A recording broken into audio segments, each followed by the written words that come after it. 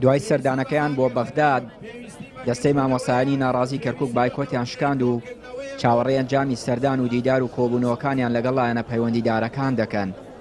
دەستەی مامۆسایانی ناڕازی و یەکێتی مامۆسایانی کوردستان سەردانی وەزیری پەروەردە و داد و فراکسیۆنەکانی پەرلەمانی عێراقیان کرد و وەک خۆیان دەڵێن کێشە و گرفتی مامۆسایانی خوێندنی کوردیان لە کەرکووک پێگەیاندون. سەرەتا سەردانی بەڕێز وەزیری پەروەردەمان کرد، پاشان سەردانی بەڕێز دکتۆر خالید شوانی وەزیری دادمان کرد، پاشان ڕوویمانە پەرلەمان لەوێکە سەردانی فراکسیۆنەکانی یەکێتی و کۆمەڵ و یەکگرتومان کرد.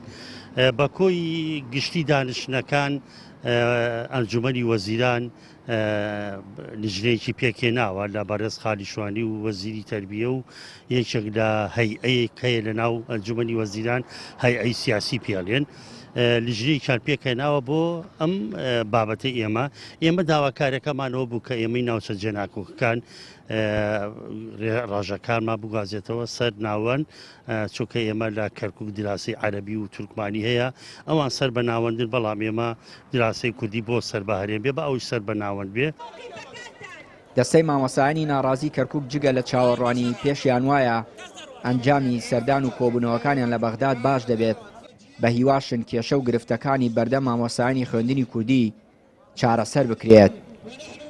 سەردانەکەمان تاوان سەردانێکی زۆر ئیجابی بوو، زۆر باش بوو، لە هەمووی باشترەوەیە کە ئێستا تەواوی لایەنە عێراقیەکان بە تایبەتی معنیەکان لە حاڵ و گوزەرانی مامۆسا حاڵی بوونە زۆر بەداخەوە. تاوان ئەم قسەیەکەین کە بەرپرسانی خۆمان کوردیەکانی خۆمان زۆربەی زۆریان نە حاڵی بوونە، نەیانوێ حاڵی بوون و ئەوانەشی حاڵی بوونە نایەنوێت چارەسەریکەن. بەڵام ئێمە وەزیری پەروەردە بە ڕاشکایی پێمانی وت ینی نەیهێشت ئێمە قسە بکەین، خۆی کەوتە پێشمان معاناتەکان وتی ئاگام لێتانە، تەنانەت وەکو بەڵگە باسی سوودانی کرد، وتی سوودانی و تێتی چۆنە بێ مامۆسایەک لە کەرکووک 3 مانگ جارێ وەریگرێ، مامۆساکەی تر 25 هەموو مانگێ وەریگرێ و بە تەواوی شایستە دارایەکانەوە. ئەوە تەبان یەکێکە لە ئیجابیاتەکان کە ئێمە چوونی بەردەواممان کارکردنمان لە ڕاگەیاندن خۆ پیشاندانەکانمان ئەو کار و چالاکیانەیەکەین ئەم پەیامە بە ڕوونی گەیشتووە.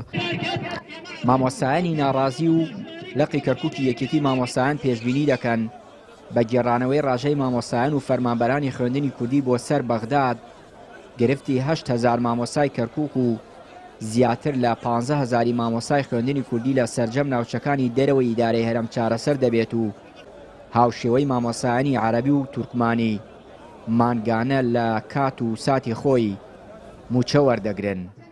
چیانوری کەناڵی پەیام، کەرکووک.